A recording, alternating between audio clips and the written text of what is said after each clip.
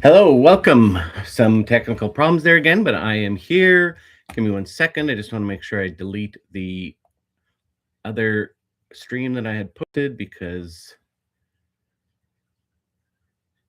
it is no longer upcoming. It is happening. So I think I need to delete this.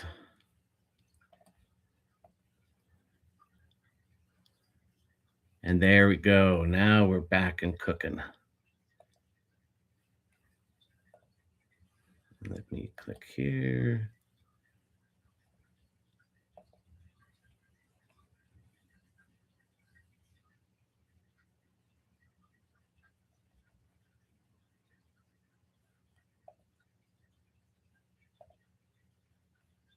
Okay, excellent. My apologies for running a little bit late. Thank you for joining or for watching if you're seeing this not live. If you're just catching up to the story, let me spend the first little bit of time catching you up. So my name is Matt. My friends call me Professor Matt, with professor being in quotes because I'm not a real professor yet. Working on it. Don't know when I will be, but it will happen. And basically I've introduced myself in other streams or other pieces of information on the channel. But I am a guy who had a really successful year in human resources, a successful career in human resources, particularly the area of human resources that focuses on talent and talent development and talent management.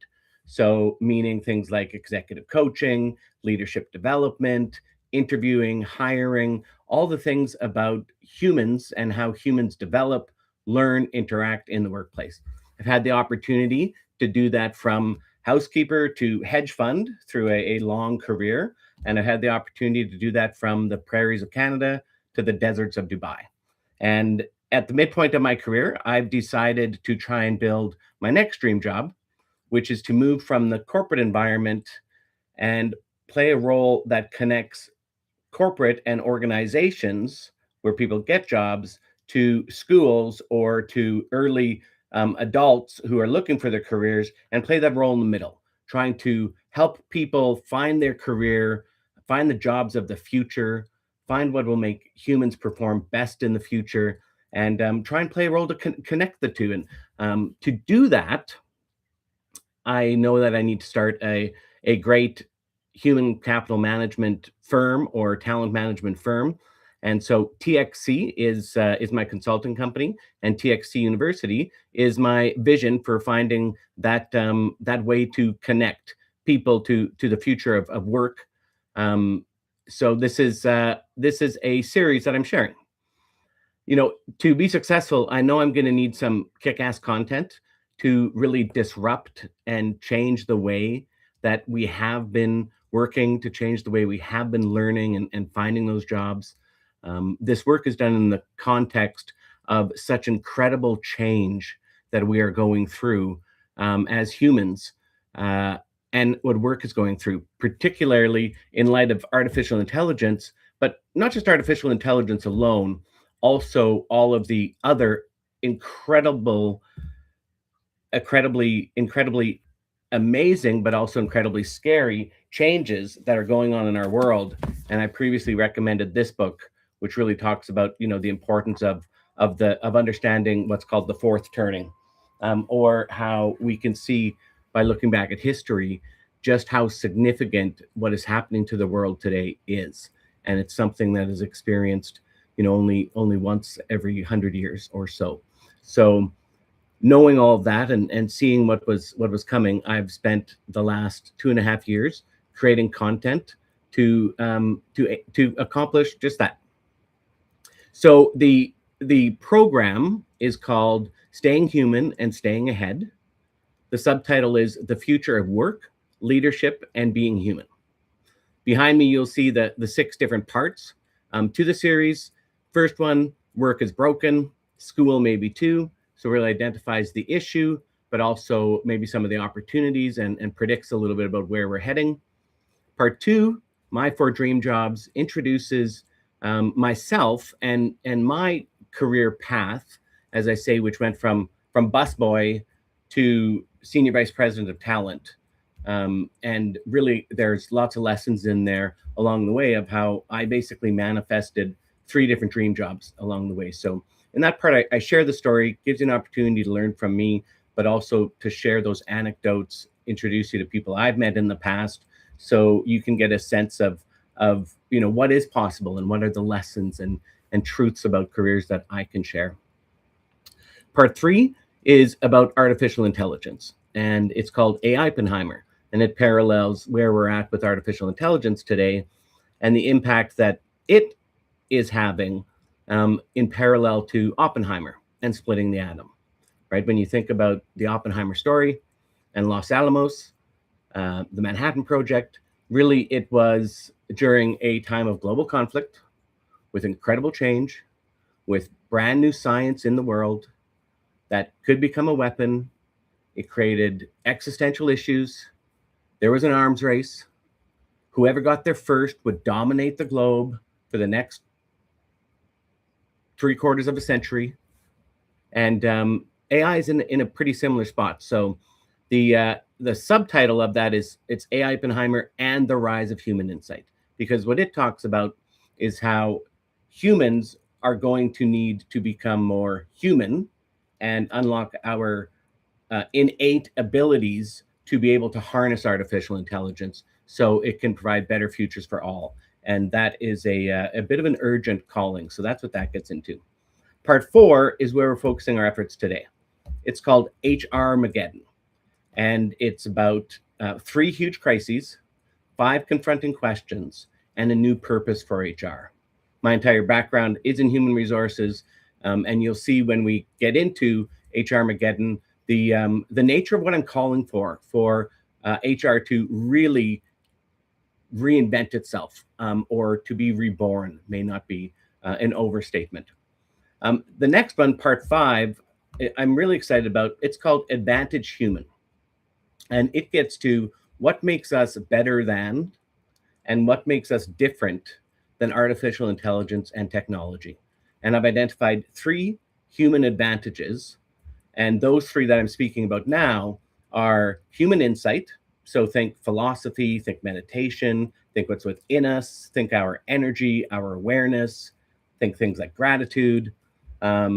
Flow state, which if you're not familiar with flow state, it's actually a 3rd state of consciousness that we've known for thousands of years, where humans can reach that amazing levels of productivity, imagination, creativity, and we perform at levels 8 times, 9 times, 10 times our normal. So it's that experience where time just flew by, and in a 2-hour period, you seem to get more done that mattered in a couple of hours than maybe you did the rest of the week, because there's just a cycle and some triggers. And when we get there, it feels great, and we're able to do amazing things. And then the final one, Project Noise, really speaks to the future of work and school and lifelong learning. And it's about creating a startup meta school for lifelong learning, earning, and remaining human. And it becomes the last piece that we speak about there. Okay, let me take a drink because I was just catching up. That's the context. Thanks for staying, or if you had heard me before, hopefully you tapped through that. And we will now get to some of the new information. So this work is picking up in the 3rd part of HRMAGEDDON. The 2 previous streams that occurred over the last week introduced, the 3 huge crises and started to get into a couple of the confronting questions. And we now pick up with the remaining confronting questions. And hopefully tonight we will finish out the final part of HRMAGEDDON. This information is the first time I've been sharing it, so it's raw, it's pilot, it's the first time I'm getting out of my head and expressing it. So I appreciate your patience as I work my way through it. Of course, it'll be getting refined and turned into books, and it's already been turned into some training programs and more polished podcasts and more polished content for the channel. But this is literally a guy starting in his basement all by himself. and with an aim of getting some employees, getting some students, and getting some investors to help me grow. So how did I get about deciding to blow up HR, change HR, knowing that it wasn't going to serve us in the future, being frustrated and disillusioned that I'm not sure it served us in the past for at least a decade? So what was my thinking? What was my thought experiment to try and unlock new insights? And really it came from philosophy, and it came from the idea of dark sides and understanding our dark sides. And just as a reminder, when I talk about dark sides, I'm not talking about the 7 deadly sins and stuff that get you in trouble. What I'm talking about is what's unknown, and really you can think of it in 3 ways. The HR dark sides are where have there maybe been unintended consequences from what we were trying to do? What has been the opportunity cost? Often we don't get to see, because we put our efforts here, what did we neglect, or where else could it have been? And then the third one is our blind spots. What can't we see that is coming at us, or is harming us? So those are the HR dark sides, and it really started this work. So the 5 confronting questions. The first one, who weaponized woke? And the previous stream I got quite deep into that one, and it's all about workplace culture and HR's role, perceived as the police, HR's role in shaping culture, and maybe some of the unintended consequences from our well-meaning selection of values and shaping a culture we've been trying to for the last decade, and maybe what are some of the dark sides that came along with that. The other question we already covered is, are there arms dealers in the war for talent? And that was an in-depth critique, confrontation, challenge to HR technology, which has hijacked the HR agenda, specifically and much more acutely or stronger in the last decade, but something that has started in the last 25 years. And I've had the opportunity to be very close to the front lines of that for 25 years since the talent war began. I finished last stream starting on number 3, which is all about hiring, firing, promoting, or what many people would more broadly call talent management, big part of my expertise. And it asks, am I a one-eyed recruiter in the land of the blind? And we're going to take a look at some of the flaws with the way that we interview, hire, the application process, etc. And we'll pick up back there today. The 4th question that we will get to talks about performance management, and it asks, is SMART dumb? With SMART being the acronym we've used for at least a quarter century, really around management by objectives and creating SMART goals or SMART objectives, which are specific, measurable, agreed upon, resourced, and time-bound. And why has that run its course? And its effectiveness has been on the decline for many years, and it certainly won't help us in so many environments moving forward. And then the 5th one is all about learning and development, and how learning and development in the workplace has evolved or devolved in the last quarter century. And it asks, what if TED Talks and TikToks aren't enough? What is the very nature of learning itself, and how are we going to need to maybe go back to some basics before we can learn new things as we use this incredible artificial intelligence and virtual reality and AGI to be able to develop humans at such a different rate and develop humans in many different ways that frankly are really exciting. But the 5 confronting questions are basically, some people call them quagestions instead of questions, but they're challenging. And of course, I do have some recommendations that I share, not only in this stream, but much more in depth through the books that will be released, and certainly the training programs and presentations that I share with universities or that I share with organizations. So enough context. Let's get into question number 3. Am I a one-eyed recruiter in the land of the blind? So I've expanded on this list that I shared previously, and it speaks of some of the big flaws when it comes to hiring people, whether that hiring is an internal promotion, or the standard way you'd think about it. We're looking at a bunch of candidates and hiring them. First thing we talked about in the previous stream is the bloated, and I think this is the number one challenge of where we get it wrong, the bloated value of experience and education.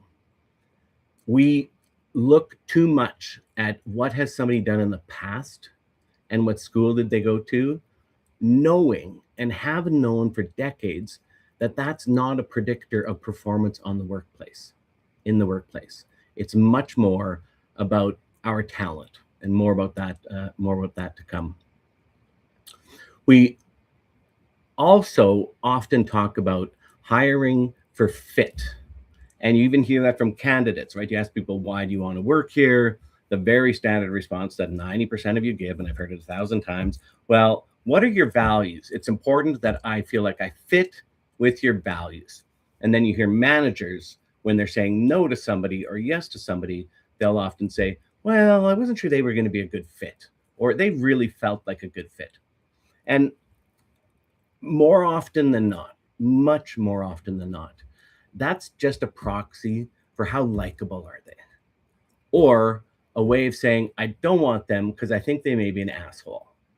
And certainly the second one, for sure. If somebody's going to be an asshole, of course you don't want to hire them. But more so, we've inflated our ability to figure out or try and determine how well somebody would fit, to this nebulous, hard to understand thing we call culture, which even our cultures are kind of weak and they have to change. So we have to get away from that thinking of fit, and I have some solutions for what could replace that.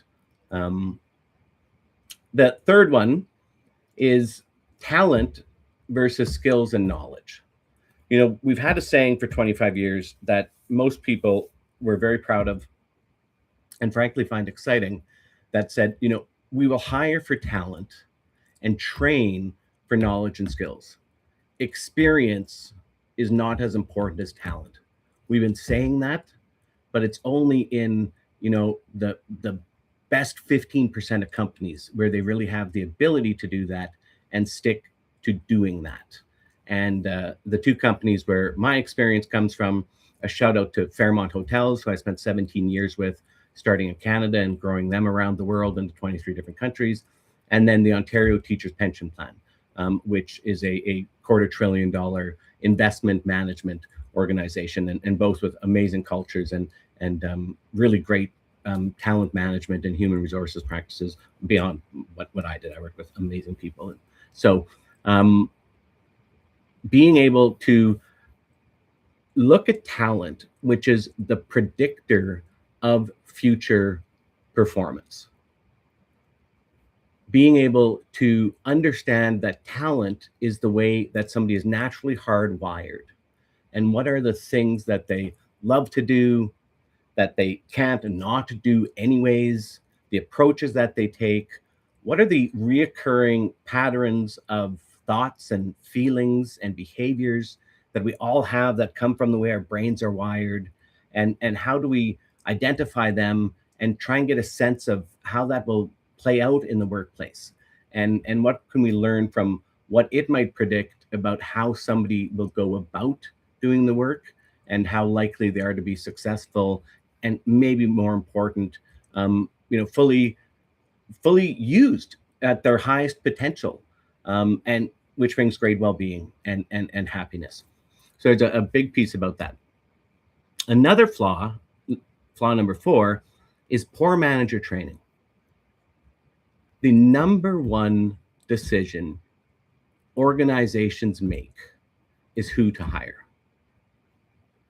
It's often said that the most important asset is an organization goes up and down the elevator every day, that it is the talent is what makes the organization.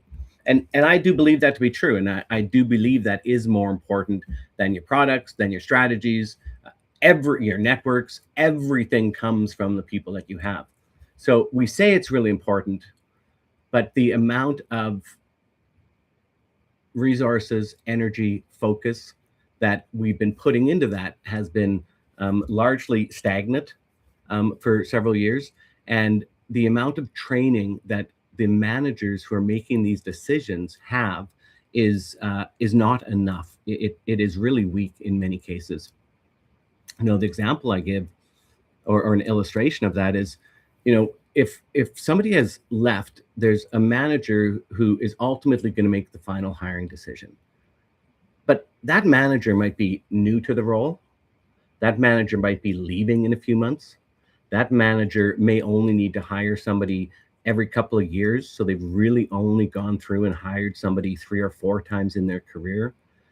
They haven't received structured, real good training where you could actually say, okay, you are certified to be able to interview other people and, not overstating it, determine the future lives and well-being of the people you're either interviewing, promoting, or deciding who to get rid of.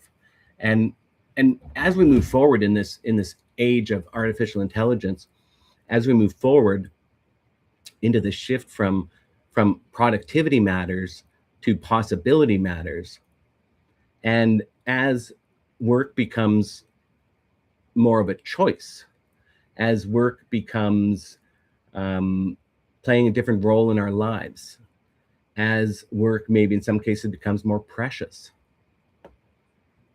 what the manager's capability to make those decisions is something we need to pay a lot of attention to. Flaw number 5, low hirer accountability. So meaning whoever makes that decision, we don't evaluate those decisions directly.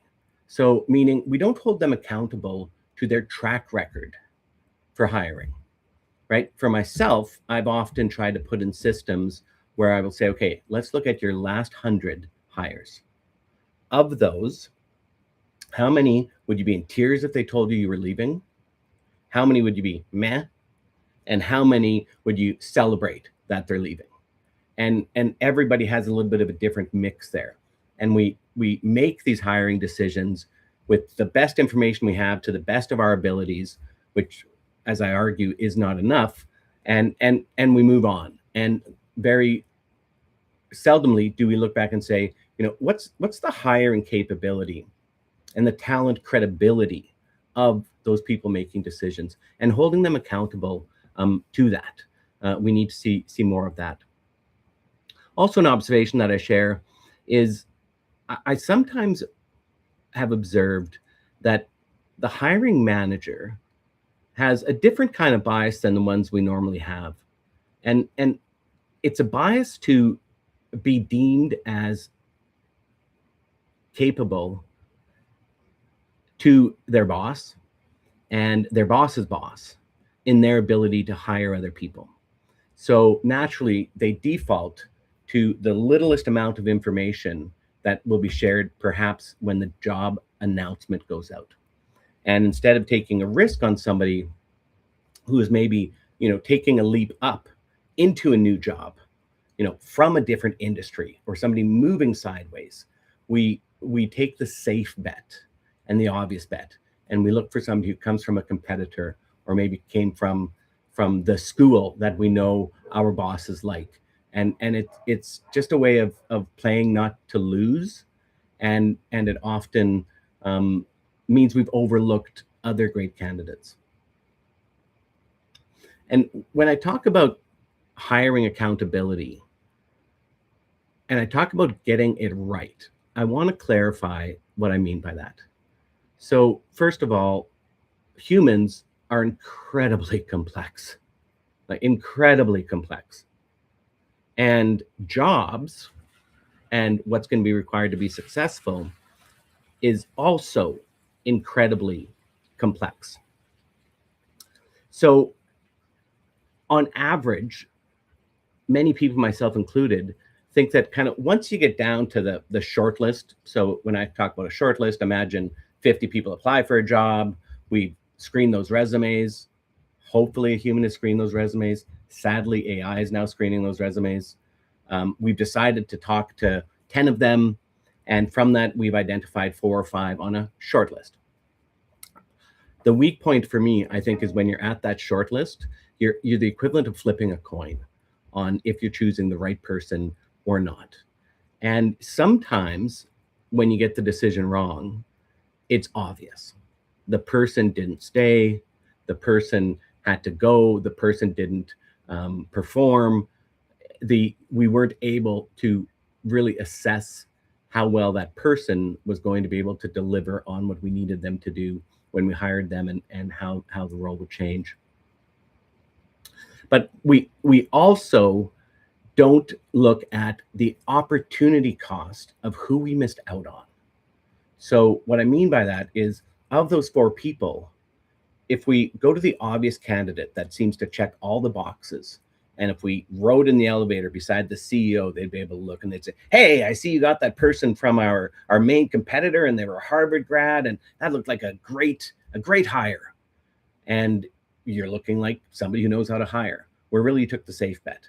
And in that 4, maybe there was somebody else that you would have needed to do a whole lot more explaining around why you picked them, what your plan was for them, how their talents fit, how you were going to shape the job around their natural talents. Meaning maybe there's some things you took out and gave to somebody else, and some other things you put in because that's where they're naturally talented. And then how you were going to train and support them. And I talked about the J curve, meaning when we hire that obvious person, they're going to be productive on day 1. They're going to come in, having done the job before. They're going to bring everything they know, including baggage. They're going to bring all the tools and systems and thinking from your competitor in, and they're going to be productive from day 1. So the graph starts to move up, right? But eventually, and quite soon, they'll plateau, and then they just kind of go across, and that's what you got. Whereas when you take the risk and you get it right, and getting it right is way easier than people think, I would actually suggest, I want to think this through, and others would agree, that if you take risks on people, especially internal people, because you know them much more, but even when you have a really strong argument and you've done a good job of understanding the job and the person, we very rarely get that wrong. And so it ends up being a J curve, meaning when they first come, there's a learning curve. And for the first few weeks or months or big complex roles, maybe even the first year, they're not as productive as if you had brought in the person who had the previous experience. But they very quickly, with support and training, get back to the line of being productive. And instead of, heading out at a 45-degree angle and then plateauing, the J goes straight up. And the amount of contribution they make to the organization, the innovation they bring, and the benefits they bring are exponentially stronger than making that safe bet. So that's a big part of what I mean by hiring manager accountability. What was your real motive for who you hired? How often do you make the right decisions? And who did you pass up on that we shouldn't pass up on? And I think there's an idea where AI could help us, right? AI could very easily know who has applied for our organizations and who we turned down. And it also knows through things like LinkedIn and I would say other tools, but really they have the monopoly. They know where that person went otherwise. So who could we have had that ended up being a rock star for other organizations, other competitors, and brought amazing innovation and shifted organizations that we passed up on? I think that we'd be able to track that. What do we do with that information? I'm not suggesting we fire people if they get it wrong. I mean, you could do, each organization would treat that differently, but at a minimum, the people who make these decisions should know that. Informally, I've seen that, and I've seen where my errors are. I can see their names. There's about 3 of them in my head where they interviewed and I went in a different direction. And then, because through my network, I couldn't touch them. I could see, wow, look, they've really, really skyrocketed. And I got that one wrong. Number 6 really speaks to if somebody isn't really good at their job, meaning knowing the strategy, knowing what needs to be done, knowing how to assess people, but also structure jobs and figure out how the different pieces of the job will fit to the way the person is wired. It's impossible for them to see A players, meaning, if somebody's talents as the manager is that, they think it should be all about discipline and pushing people hard, and people need a little kick in the butt once in a while, and I lead with I have an iron fist, and that's the way that I hire. They're not going to be able to see other approaches or other ways that contribute to excellence. The second last one, the 7th one, is a donkey is a horse created by committee. And what I mean by that is when we get multiple people involved, which when done properly is a fantastic way and statistically proven to increase your chances significantly of getting the decision right. So often that'll come in the form of a panel where you'll create a panel of 3, 4, 5 people who have the ability to understand the job, have the capability to and the approach to ask the right questions collectively of the individual, and then assert their opinion on who the best candidate is. Unfortunately, that's usually not handled well. What I see most often is we bring a person in, they're a finalist, maybe we bring 2 finalists in or 3 finalists in, and instead of getting the perspective from other people on the panel, it becomes a bit of a likability test, or how popular will this decision be? And the way we go about that too is not structured enough. As somebody who's gone through that experience several times, and has seen that or facilitated that experience within organizations, it's often the person just gets bumped around and ends up having 6 cups of coffee in a day, where everybody asks them the same question or just likes to have a conversation with them. Hiring isn't about, oh, I just want to have a conversation with them. It's about really understanding the demands and really understanding the likelihood of success, life satisfaction, well-being, long-term growth of the individual. And I propose, and there are some best practices out there of how we can get much stronger at structuring those pieces. And then the final one that I want to speak to is references and referrals. The way that references are handled is also a real big flaw that we have. It's really just doubling down on biases. It's calling a person that so most organizations are starting to get this, and they will realize that the best you can get is really confirmation of employment and confirmation that they're not lying. And many organizations won't give you any more than that. Most organizations are starting to go away from references, but there's still some very senior leaders who want to try and sleuth it out in the background and call up somebody that they know who maybe worked with the other person. Well, we don't know the context that they worked with that other person. More often than not, what we're getting is a fuzzy gut experience of what they maybe saw or what their reputation was, and there's not as much information in there as people put weight on it for. Referrals, often very successful, more senior people, because they have strong networks, will offer CVs to CEOs of the companies that they're managing, or general managers within their own organization, and that person is really just trying to be polite to the valued contact or friend who said, hey, will you hire my son? Or here's somebody who used to work for me, maybe you want to have a look at them. And when they pass that down the line and the hiring manager receives it, they overstate it. and they're worried about saying, hey, I know we got this from, I'll use the hotel world example, where often we have third party owners. The owner of the hotel gave us this CV, and we often think that that owner is saying you must hire this person, and they're really not. What they're really just saying is, can you at least interview them and give them a soft landing and maybe some career advice if this isn't the job for them. And too seldomly managers don't hear that. They are afraid to not hire, and they assume that because somebody who's very successful and perhaps higher up in an organization or has some power, they assume that that's the person that they are supposed to hire. And in reality, that's not what references or referrals are really providing us. So being able to not overstate those. So when you look at these flaws, it seems pretty fixable.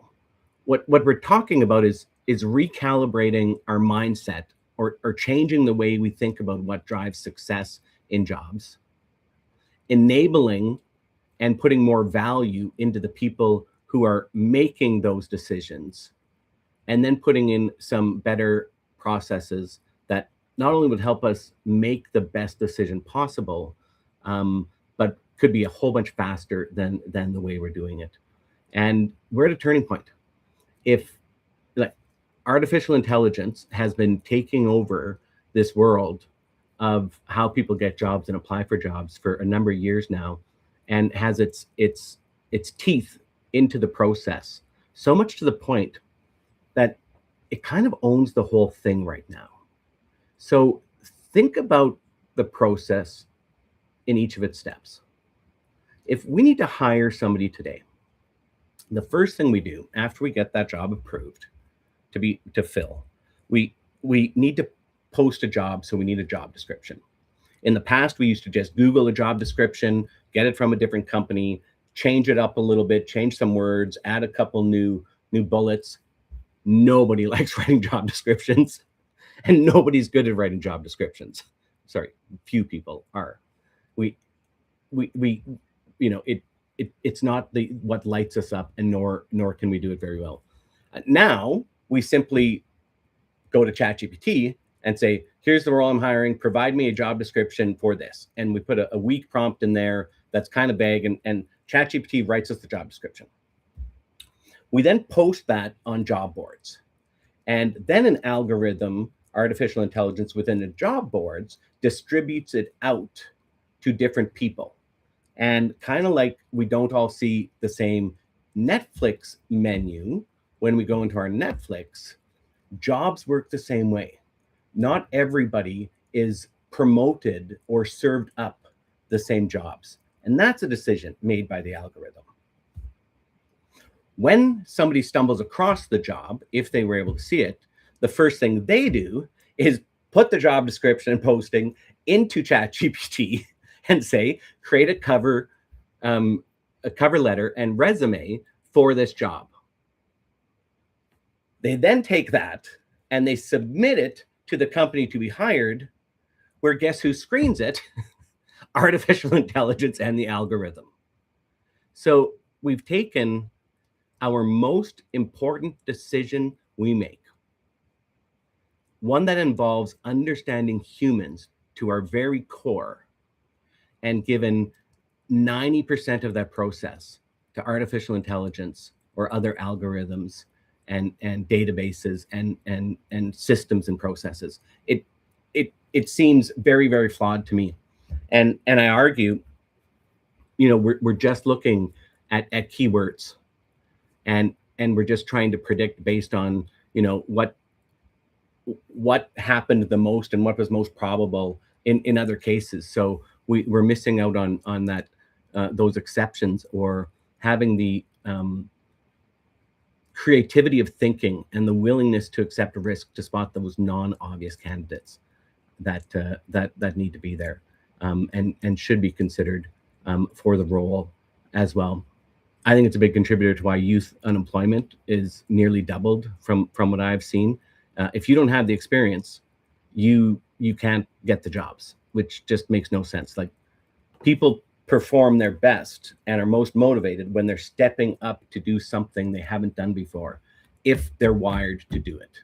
And when the talent matches the demands of the job, the speed at which we can learn, the amount of new ideas and change and performance we bring can be magical, as I've argued before. So those are the really big flaws. Now, within that, you've heard me talk about the two sides to the puzzle. There's understanding the role and the demands of the role, but there's also understanding the person.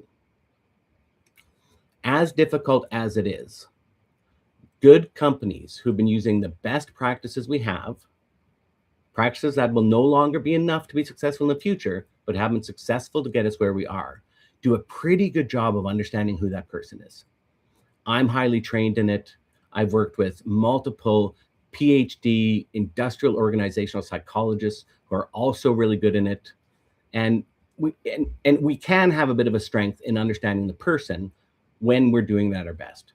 But I think where it fails and where we struggle the most is in actually understanding the job and looking beyond the job description, but to actually, in this context, at this time, with this team, in this region, against those competitors, and the life cycle or stage of the business,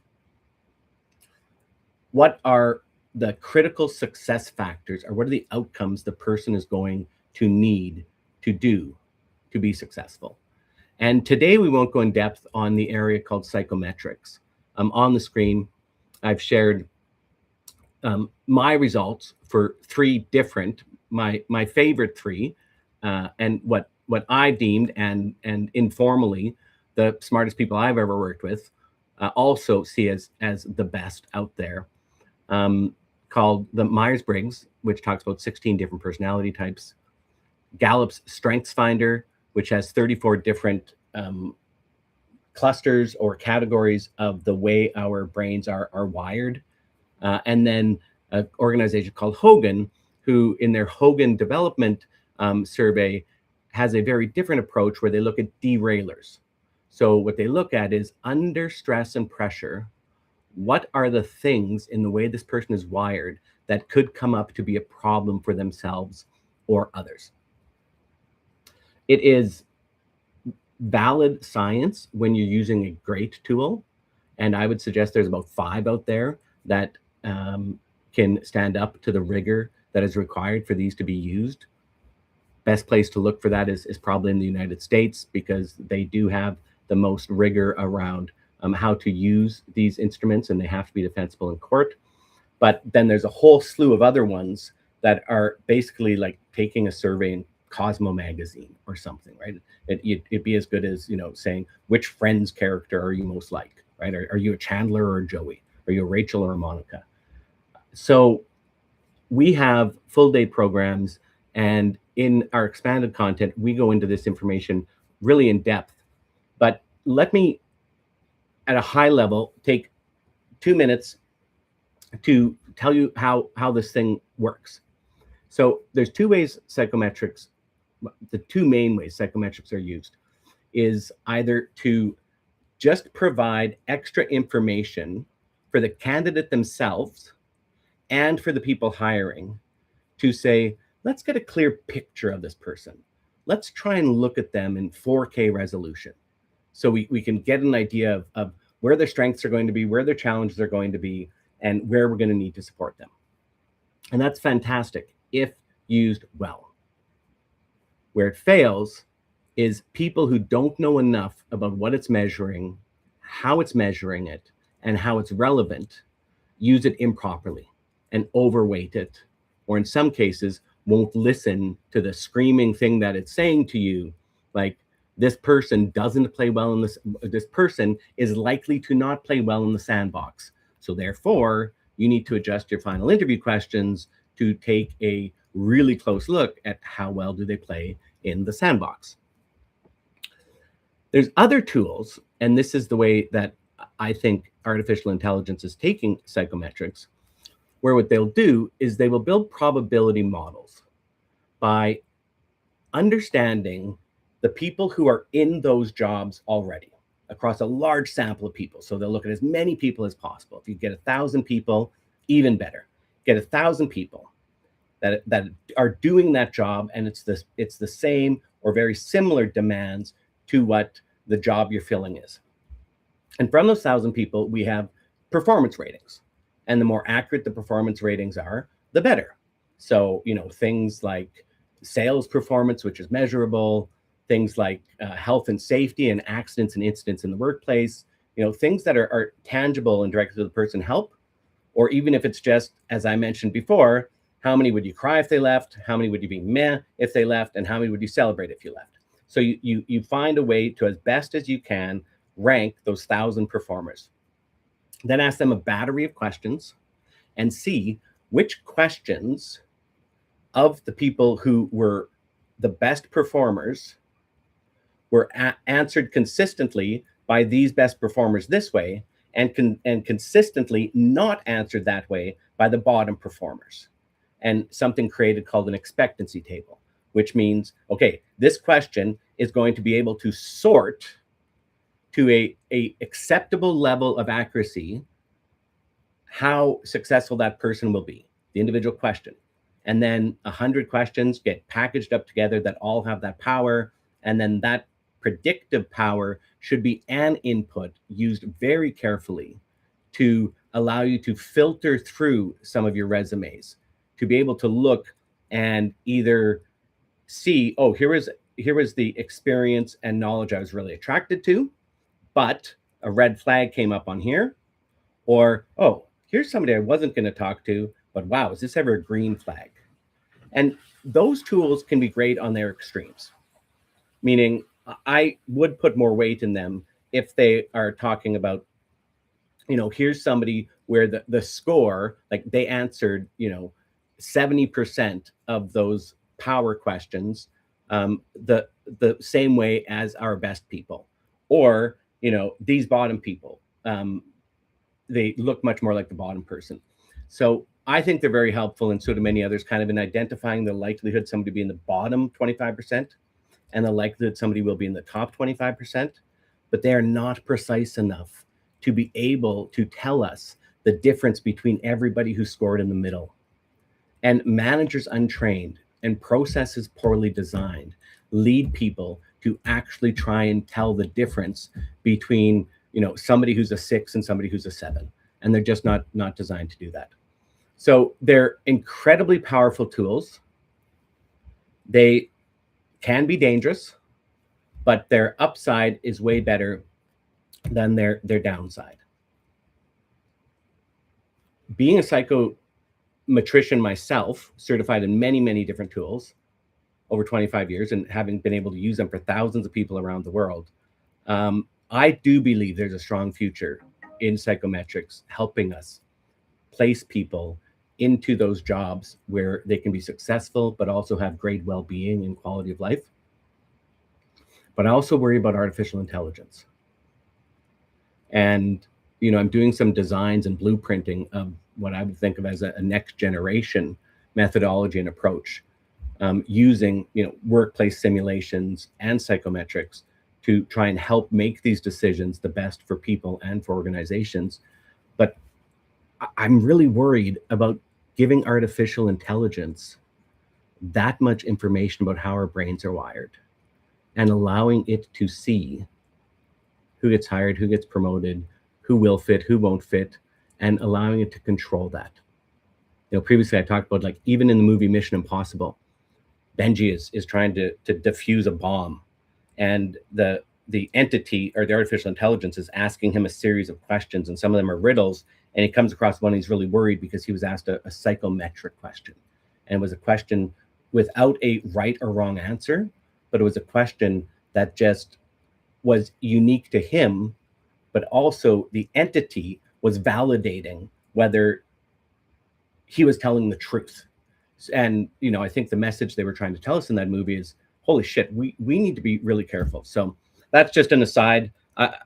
We're going to go somewhere with it, but I think really smart people way smarter than me, I hope are finding solutions there. And I certainly look forward to learning more about that in the future. If you think about everything that I've said so far, I think the main shift in the way we think about this, the mindset, the first principle, if you will, is we need to shift from our old approach and our old question, which asked, how talented are you? Meaning, how well do you currently today match what we believe needs to be done? And I think as we get this higher resolution, we have to change that question to how are you talented? So from how talented are you to how are you talented? Meaning we can recognize that there are all kinds of shapes and sizes and combinations of talents and experiences and knowledge and skill that can be successful. So once we get down to that short list of 4 people, 3 people, we have evidence that they have enough of the requisite, things that like must have, as far as we can tell. When we get to those 4, I think it's a fool's errand for us to try and be ranking those 4.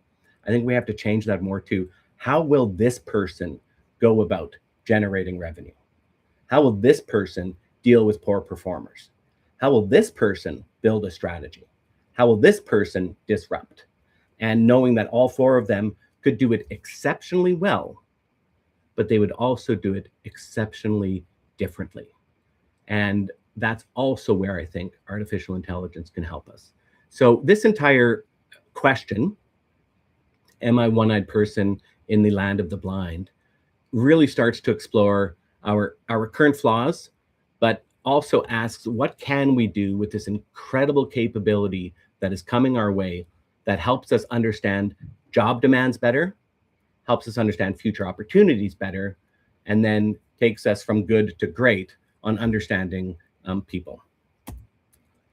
I've spoken largely to making that hiring decision. The other thing we need to talk about is who to promote.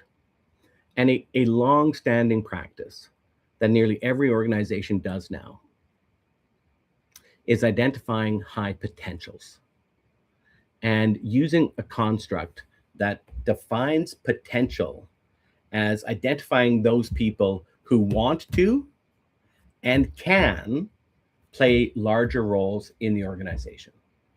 So often that's described as ability and aspiration, with also an ingredient around engagement or willingness to stay with us. Like, will they be here long term? Does everything fit that they're going to stay engaged with us? And all of the flaws that I have shared previously apply when looking at internal talent as well. And technology basically took what was a best practice 20 years ago of creating the really famous 9-box grid, which had performance on one axis and potential on the other axis, and 9 boxes where you're low, medium, high, and all the other combinations. And organizations actually put their leaders, or whatever levels of the types of roles they go to, into each of those boxes. And it's well intended, and it's quite strategic and smart, because obviously not all people have the same potential, and not all people are on the same trajectory, right? It's not a matter of going out and putting in a number of years. It's not a matter of going out and acquiring the certain number of skills or certifications and education. It's really a matter of how quickly can you learn, how strong is your agility to learn and adapt and change. And that model doesn't allow us to look at that closely enough. At those levels, it really is, intelligence does matter for many roles. When you're looking at upper roles, intelligence is a factor, and one of the stronger ones. Would never use it by itself, but it doesn't take into account for that. And similarly, it's not how smart you are, but how are you smart? What's the way that you think? And that information doesn't get considered. And despite efforts by having people fill out these talent cards and talent profiles, and then having a set of cascading meetings once a year that take thousands of hours of management time, you end up with a bit of a ranking or a sorting of people. And it really is no different than if you sat with the division head of that division and said, show me your most promotable people, and the ones that you don't think are, we'd kind of get there. But it was viewed as something that was very strategic for human resources to do. And then the technology companies, that I challenge as being the arms dealers in the talent war, well, they latched on that really quickly and thought, okay, here's a way we can promise people to make better decisions, and it lacks innovation and it lacks competitive advantage. If talent is our number one competitive advantage, why are we having processes that every single company uses because they come in the giant enterprise human resources software that we purchased? So it's not only who we hire, but it's also who we promote. If that's my critique, or at least a sampling of my critique and some of my early thinking, what's my solution, or one of my solutions? What's an idea that I have? Two I would share with you that I'm interested in experimenting with. The first one I have done before, and it is the best predictor of performance. And I like to think of it as tryouts and auditions. How we see that the best is through something like a case study or a simulation. And we can go even further with that. What I've done in previous roles is take that list of 3 or 4 people and actually ask them to produce a strategy and to come and present and defend the strategy, right? We make it clear to them that they're one of the finalists. They know where they stand. They know we're going to have 3 or 4 people come in, do a half-hour presentation on their understanding of the business and where they would take the business, and then stand up to 30 minutes of questioning from the panel about that. And to a certain extent, that's a tryout. That has allowed us to take those non-obvious candidates and say, we think there's something in that person. Let's see what they would do. And they get that exposure and that visibility to show, hey, here's how I'm thinking about it. And it has been amazing to watch those key decision makers have their mind changed about people and look and say, wow, that person had a whole bunch more than we thought, and they're more ready than we thought.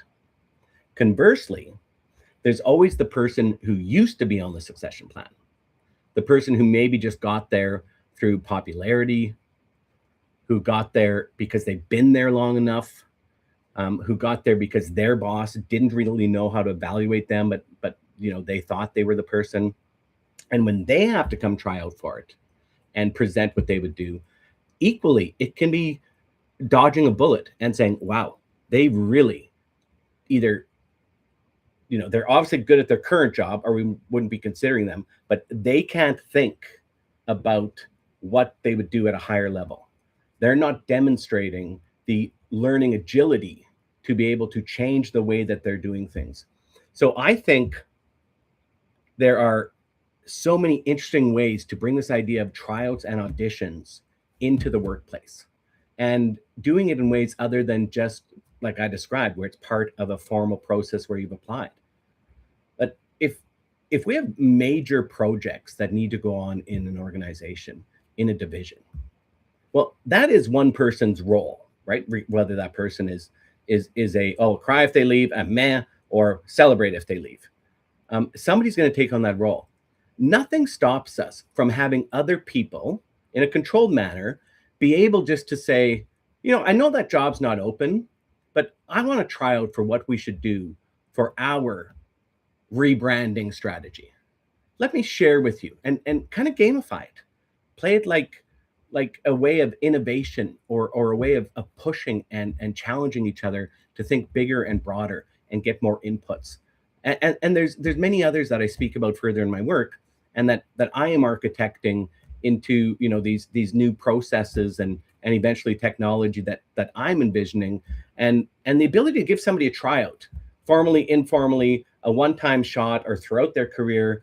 Let's have people try out. I would have loved to been given an area that I'd never seen before, that I only had the minimum required amount of knowledge. I'll use accounting and finance, for example. So I have an MBA. I am a strategic thinker. I know my way around numbers.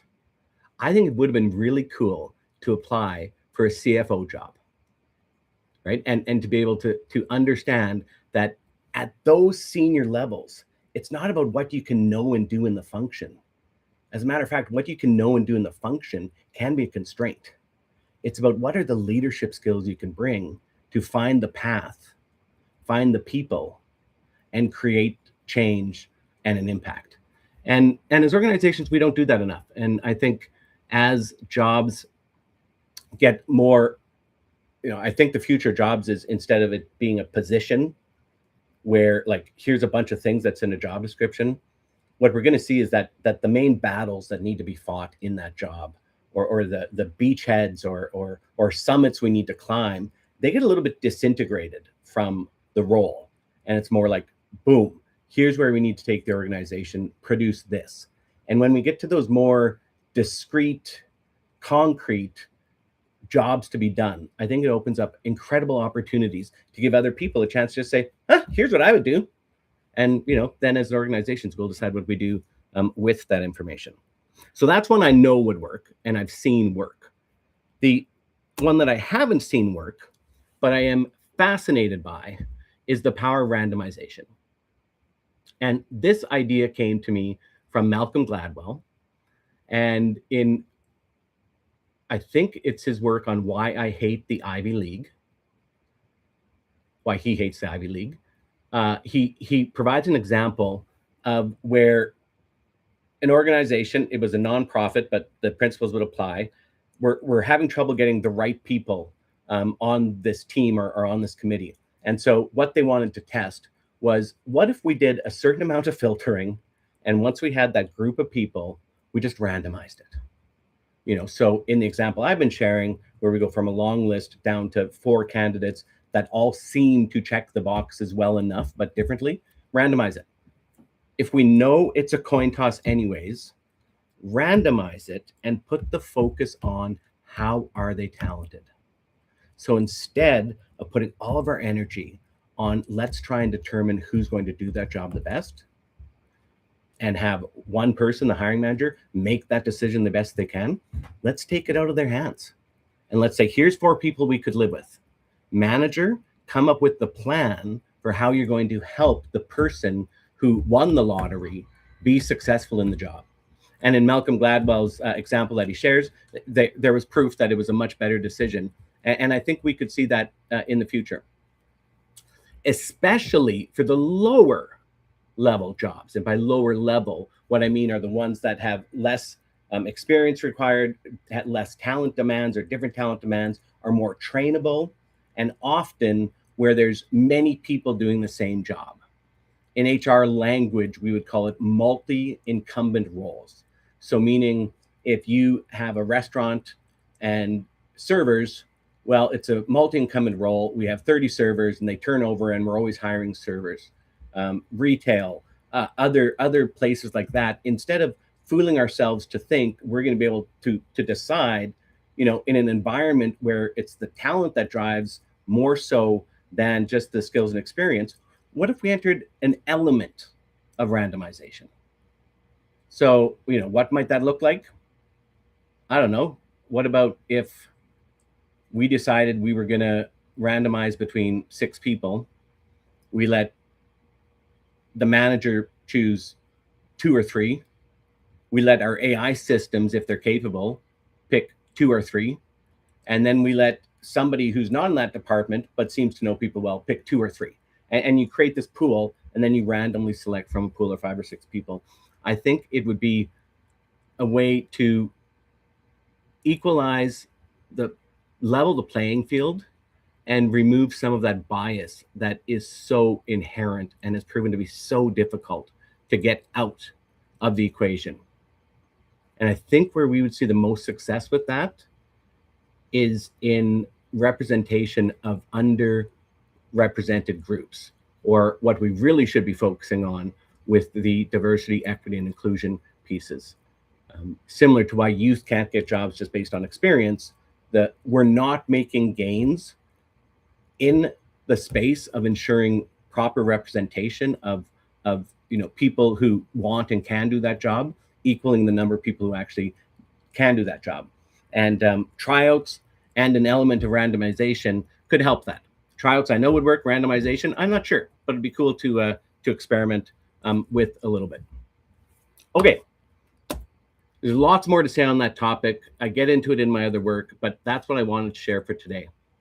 After I get the opportunity to go through all 6 parts of the Staying Human and Staying Ahead series, we will be going back on a regular basis. And instead of having a live stream where it's just me kind of sharing my concepts, we'll be doing interviews and more interactive things, and having people call in and ask questions. And that's where things will become a lot more concrete.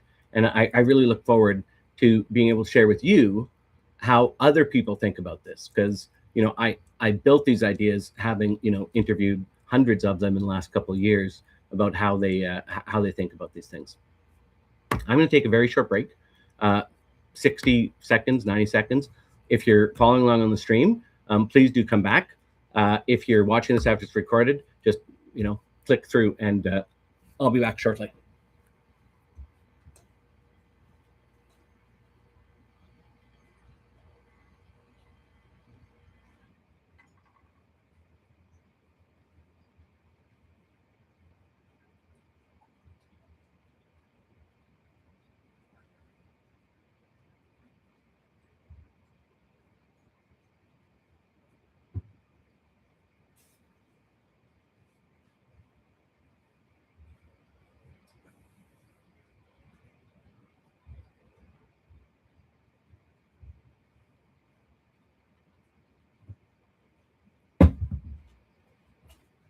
Okay, I am back. Question number 4. Is SMART dumb? Yes, it is. The dreaded performance review. The number one reason why people hate human resources. The number one illustration of human resources weakness in designing disruptive, innovative approaches and being able to strategically push change through the organization. And it often comes down to, at some point we got to decide what to pay people, particularly when it comes to bonuses. And so few organizations have been successful trying to throw the performance review out the window and come up with other solutions. Many have tried, some have got it, but most have tried and done huge projects and end up exactly where they were, with minor tweaks, despite thousands of hours going into, from a committee of people, trying to reinvent this thing that everybody hates, the performance review. So before I start to talk about why I argue SMART is dumb, for people who aren't familiar with it, let me give you what kind of the normal practice is and how it works. And the reason this is so widely done this way is because the technology systems have taken a meh process, maybe that used to work back when GE ruled the world and we produced things and we could measure things and cascade goals through an organization that would all roll up to a final result. Why we've been stuck with it. So what we've done is created this idea of goals. And so let's say that the organization needs to produce $10 million, right? This division needs to do $2 million, and every division needs to do $2 million. So that person is responsible for getting $2 million. Underneath that, each of the people responsible to them is responsible for getting $300,000. Underneath that, each of those people are responsible for getting $50,000. Underneath that, these people are going to go get their $10,000 by doing it this way and that tactic, and this person's going to use it this tactic. And the idea was that allows us to cascade the goal and align the efforts of the organization strategically to where we needed to go. And it worked for some years, and it worked in some cases, but not enough, because we shifted away from being able to measure people's production into what is much more kind of knowledge-based work or intangible work. But then we realized, and I'd argue, if we started doing that other work in the 70s, 80s, we got into the 90s, and we realized by focusing so much on what somebody produced, people became ruthless. And it didn't matter if they left scorched earth behind them or tore everybody else down. It didn't matter if they were that top performing, alpha asshole, but we kept them around because they could produce the most. So our intended solution to that was, instead of just what, we went to what and how. So we said, in addition to what you do, how you do it matters. And for the how, we're going to look at our values. And I talked about in the culture question, the values are pretty weak and standard across most organizations. Table stakes 10, integrity, respect, accountability, excellence, sustainability, diversity. Like, everybody has the same words, and they really don't mean much to anybody, and they certainly don't drive competitive advantage. And we've created models to say, here's the behaviors we want you to show. Or we tried to create these competency models and break jobs down into competencies. And oh my God, the millions of hours and billions of dollars that consulting firms have made on these competency models with such little impact and improvement. And I criticize myself there. In all of this work, I'm criticizing myself. Due to the nature of my career, I have approached this performance management question 5 or 6 times. 3 or 4 in my own organizations, right? So, let's take Fairmont as an example, where I worked for 17 years. Well, I did it this way in 2002. Then and people said, oh, it doesn't work. So then in 2008, we got more opinions. We changed it this way. And we said, we'll do it this way. And then in 2014, technology came in and we said, oh, we can do it this way. And then, we continued, and really not much had changed. And in fact, the 2002 version, which I didn't build, but I rolled out, a consultant had built it before I took the role. It was the best by a mile, but, was not as easy, and certainly wasn't what would be put into the technology systems.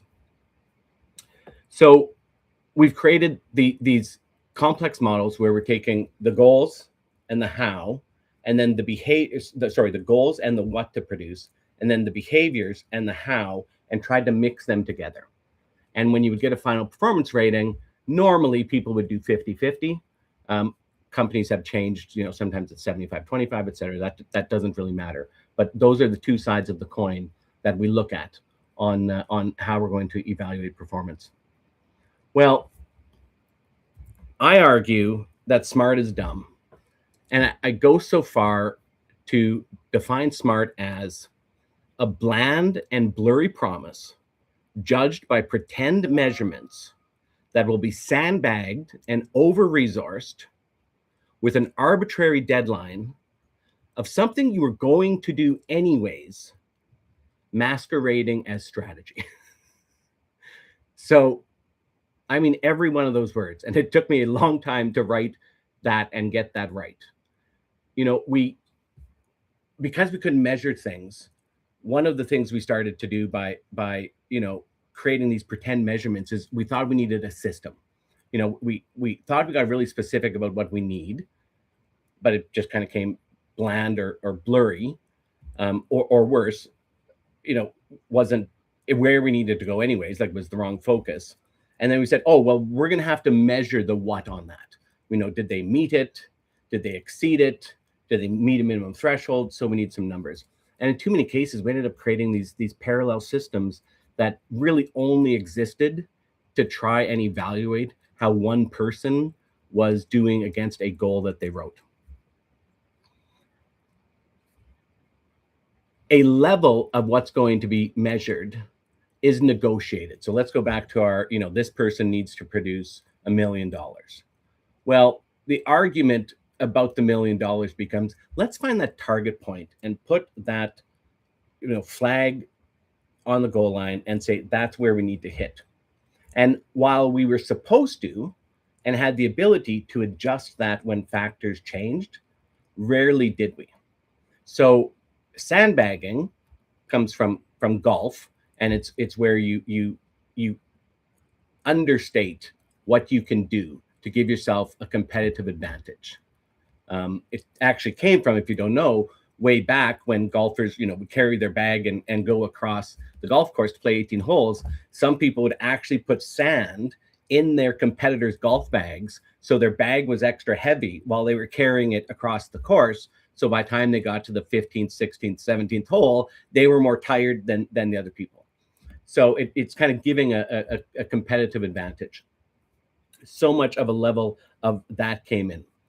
And then because it's what somebody was going to be evaluated on, and we identified 3 to 5 things, and most organizations have got down to 3 for focus, right? Because we'd say you can't focus on 20 things. What are the 3 most important things you're going to do?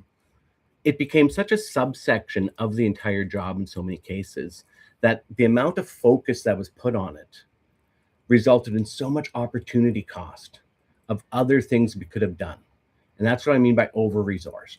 Either over-resourced in a person's time, in a team's focus, in a person's energy and give a shit factor, and in the money that is given to it.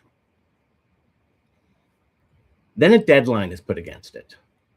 And too many times, instead of being able to measure the quality of the decision that the person made as they built this thing or created this change, we started to measure things by, was it on time? And so inevitably what would happen is somebody, would have to have it done by November because it was in their goals. And regardless of anything else that happened in the organization, they made sure that they got that thing done by November because their bonus or their evaluation depended on it. In many cases, it resulted in subpar products. I had an amazing boss while I was at Fairmont. Her name was Carolyn Clark. And a huge part of my job was building really big programs, like programs that would affect 50,000 people, define our leadership, our service culture, and exist for 5 years. And it's why people would hire us to manage their hotels. And, I'm the kind of person who continues to get great ideas. And by nature, I spend a whole bunch of time up front thinking about how to get it right. And I always underestimate how long it'll take me to get it finished. And there would be a place where, because I'm not going to miss my deadline, I could say, here's the product I can produce for you right now. And it would be good. She would have been happy with it, and the organization, it would have been good. But good is the enemy of great. And Carolyn understood me and had the leadership capabilities to say to me, how good could it be if you took 2 more months? And I'd say, well, here's what I would do. She'd say, this thing's going to live for 5 years. I don't care about the deadline. Let's get it right. And we don't see that enough. We see people rush something through, get it finished, get the check mark. It gets evaluated in that same year before we've even seen if it's had an impact. So, that's another reason why S.M.A.R.T is dumb is even if we've done a good job of creating something that can give us a sense of how well somebody is performing, well, it's such short notice, right? We really, for many jobs, can't see the real impact until year 2 or year 3. And these things were what we were going to do anyways. They were, in most cases, just part of our day job. And it was just like we were randomly picking 3 things that, other people would look at and say, yeah, that seems important to the organization. And both the employee and the boss thought, hey, we can get there. And we called it strategy. And in many cases, it was just the operational plan and putting a scorecard around the operational plan. And that is important, but that's not cascading and aligning to the strategy of an organization or creating new strategies. The other challenge that came with that is that if, for a valid reason, the goalposts changed, we didn't recognize and update the goals. And I'll speak more to that in the solution that I propose. That there are many times where somebody missed their goal entirely, and it was the right thing to do for the organization, or it's despite heroic efforts that should be recognized that weren't. So here's another factor. 65% of the people don't need or want a performance review. And 65% of people are happy just being at expectation. Yeah, I'm an expectation. That's exactly where I want to be. This is my job. It's not my life. I want to be a good teammate. I want to do a good job. I want to do what you've asked me to do. If you ask me to do something different, I'll try and do that too. But I'm good. I don't have the needs. Yet we force everybody in the organization to go through this. The Gallup organization has shown that in many, many cases, doing the performance review decreased engagement. The manager would have been better doing nothing than trying to go and use this system that was maybe dumb and use it in a way where they didn't have the skills or the training. And the unintended consequence is the motivation of the employee actually became eroded. So why do we do it for everybody? Make it optional. Have an opt-in on whether you want your performance review or not. And one of the ways you might be able to do that is, and this is my proposed model. And when I talk about building software, this is the software that's most blueprinted in my mind that I would like to build as kind of my first TXC technology application to try and introduce some of these new practices and processes. And the vision goes something like this. If we know not everybody needs to do it, and we want to use and apply for things, what if we said, okay, those that want to go through this, being at expectation is expected, obviously, right? We all know that at expectation is good. It's where you're meant to be. It means you're winning. It means you are making a valuable impact. You're succeeding. Well done. But there are times and there are people where something that they have done has been worthy of being way more powerful and way more important and making an outsized contribution to the organization. So I've identified what I call the 4 universal contributions. So instead of everybody having different goals and wasting our time there, and instead of everybody having different behaviors and trying to be evaluated on how you behaved when managers don't really know how you behaved, and frankly, even the employee can't really quite remember what they were doing 9 months ago or the examples. We could really simplify it by saying there's 4 universal contributions. And if you feel you've done something exceptional or well above expected in this, you can submit it as a case study. And we will provide rewards in some way to that, right? We'll either put a factor on your salary, or if the bonuses are all shared, equally amongst the team, we'll add an extra 10% to yours because of this universal contribution that you've proven you did and we agreed that you did. And those 4 universal contributions address some of the flaws that I pointed out. So the first one is unexpected value created. So what was the thing that you saw and the opportunity that you seized that nobody else would have seized that worked? What did you bring that was completely unexpected? It could be a new relationship that you built.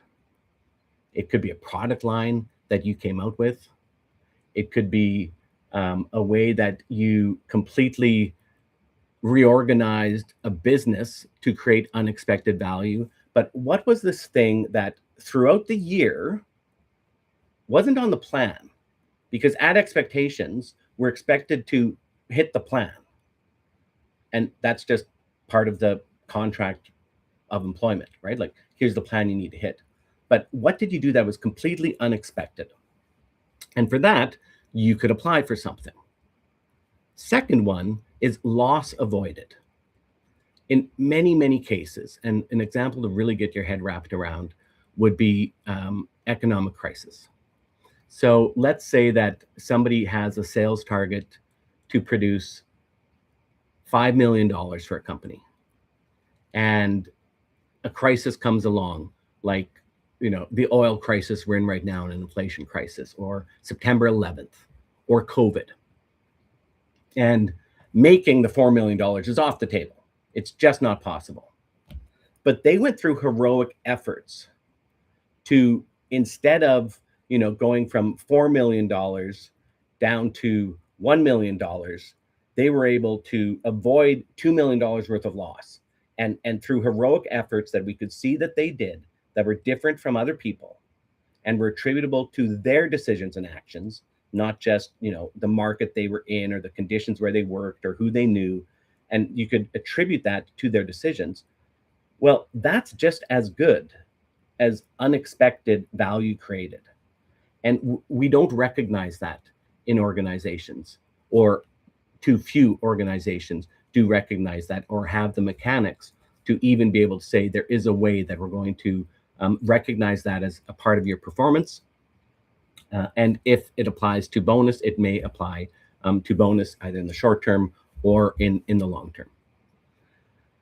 The third one is much broader and a little bit harder to measure. It's much more subjective, but capability built. So in capability built, what we're talking about here is, who did you hire?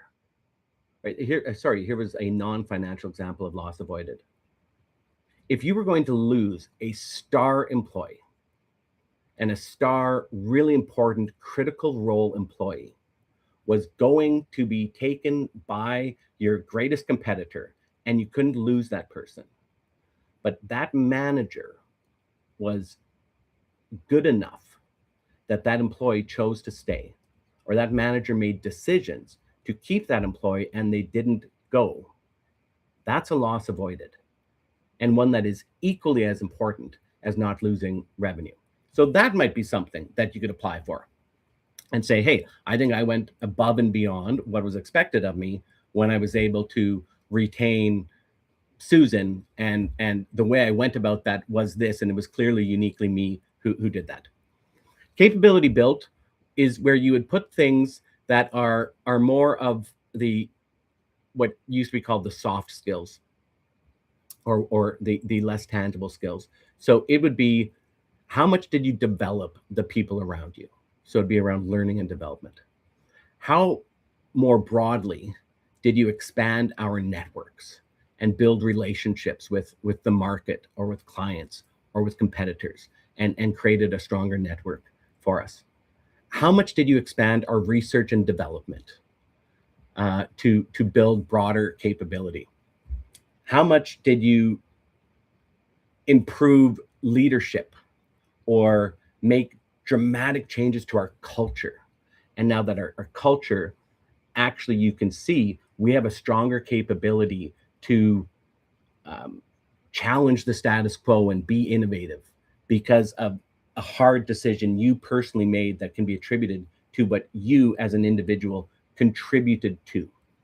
So you can see the trend here is much less about, you know, what was happening and how did you line up to this scorecard of what you need to produce and these behaviors of how you produce them. And it's much more nimble or responsive to the ongoing nature of how business and markets and people and decisions happen. And then the fourth one, which might not apply in every environment. I'm very confident with those first three: unexpected value created, loss avoided, capability built. Those are universal contributions. This fourth one, maybe you could swap out, or maybe not. The people I've been testing with think it's the right one to put in there, but experiments taken. So innovation is the result of us experimenting. And at the very core of TXC University and TXC Enterprises is our triple X model, which is explore, experiment, and express. And I explain the importance of that through other pieces of content. But we jump so quickly to express. Here's the solution. Here's what we're going to do. Let me express this. Here's the idea. Let me get it done on time, on budget, as agreed. Give me my gold star.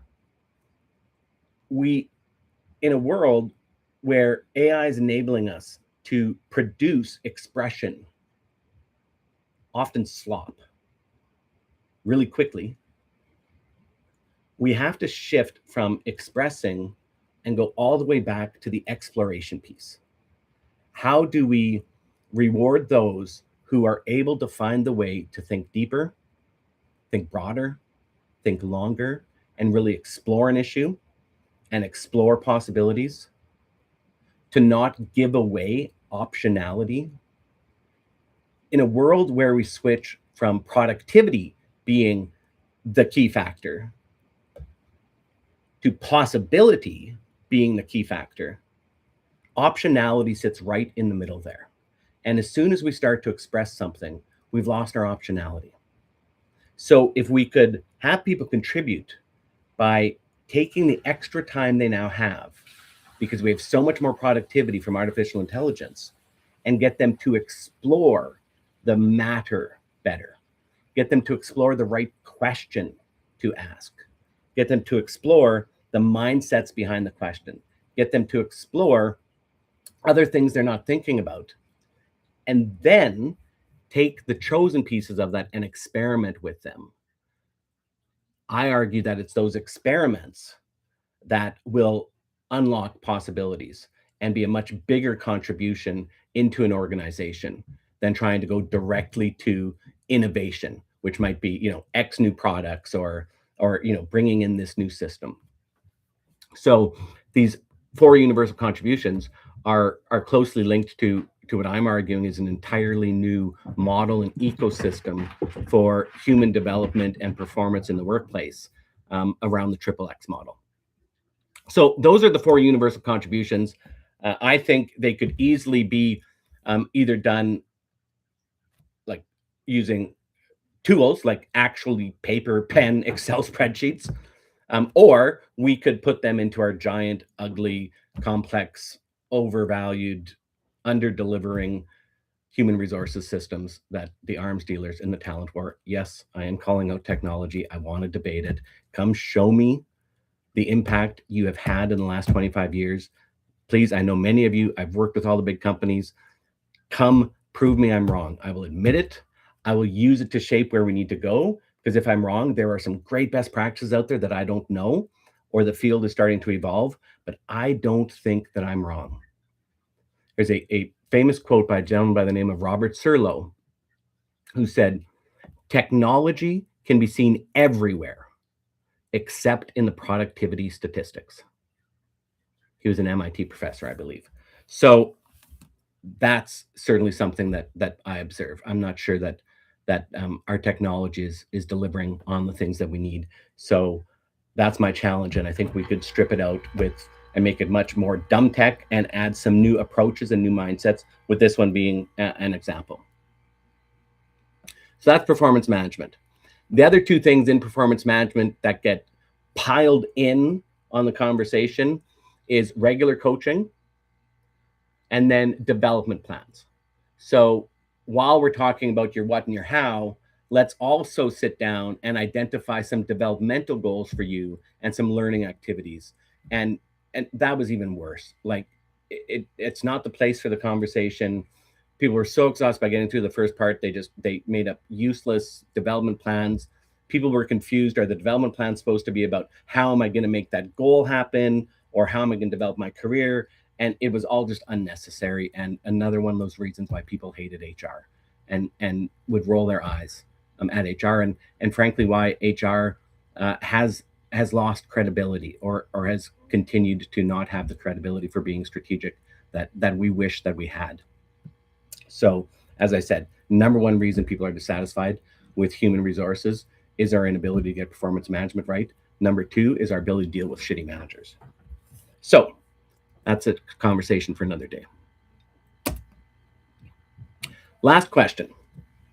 What if TED Talks and TikToks aren't enough?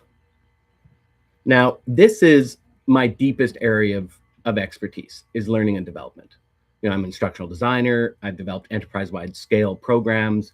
I've taught thousands and spent thousands of hours teaching, rolling them out. And it actually turns out that I might be too close to the challenge here. I haven't. This was the last question that I asked, and my solutions are only a little bit half-baked right now. So I'll just declare that. I'm hoping you're getting the tone in my work, that my work's more art than science. My work is more Socratic than scientific method. My work is to let's just inspire some new thoughts and throw some stuff against the wall. But intuitively, I feel that the problem is we've taken what used to be really good learning programs, and I'll speak to leadership development specifically. What are the ways that leaders need to think and act, and what are the tools they need to be successful as a leader? And we've digitized them and created playlists of TED Talks and TikToks that are aligned to skills categories. And the arms dealers, again, and they all do it the same, as far as I can tell, are now trying to take jobs and break them down into skills. And they've got us all really focused on upskilling and being able to say, okay, well, this individual has this collection of skills that they have taken because they watched the video on effective performance management. Well, we're not sure if they learned anything from that. We're not sure if that was the thing they should have been taking, but it became this way to try and offer a technology solution and try and give companies a cheap way to develop people. This number is out there. I want to go look at, adjusted for inflation and adjusted for productivity and profitability, the percentage spend on learning and development programs in the last 25 years. I think there was a golden age back in about 1995 to 2010, where we had amazing learning programs. They came because some amazing thought leaders had started to explore this field of leadership. So, in ways other than military and political. So, the function of management in human resources is really quite young. It hasn't been looked at as a field or considered a field since before maybe the 1950s or 1960s. And it was largely like workforce planning and how many people should we have and how do we reorganize organizations, and it was much more administrative. And then, as we moved from production to knowledge, we started to have some really great thought leaders who started to look at leadership as an ecosystem or integrated models. And so some of the Hall of Fame leaders that I would talk about that had, the best learning programs, and learning programs where the principles they taught are still used by the more senior people in organizations now who had the chance to learn them properly back between 1995 and 2010, would be things like The 7 Habits of Highly Effective People by Stephen Covey, where it taught, a 7 different habits that created this construct called the maturity continuum, where we would move from dependence to independence to interdependence. And in that, there were 7 different principles and 7 different habits that we needed to use to become effective. The first one being all about choice and being proactive instead of reactive. The second one being all about vision and beginning with the end in mind. The third one being all about execution or priorities and put first things first, and understanding time management and resource management, across the dimensions of importance and urgency. The third one being about, creative cooperation versus competition with think win-win. The next one being about empathy and understanding, and seek first to understand, then be understood. The sixth one being about synergy and getting at this idea of abundance or third alternatives, where together 1 + 1 can equal 3. And then the seventh one, encompassing all of that, was about renewal and our ability to continue to produce results in a manner that allows us to produce them again and again. And that's how effectiveness was defined. And that worked really well because the world was, and still today is, driven by productivity. So it could be, the 7 habits of highly productive people, but it's under effectiveness.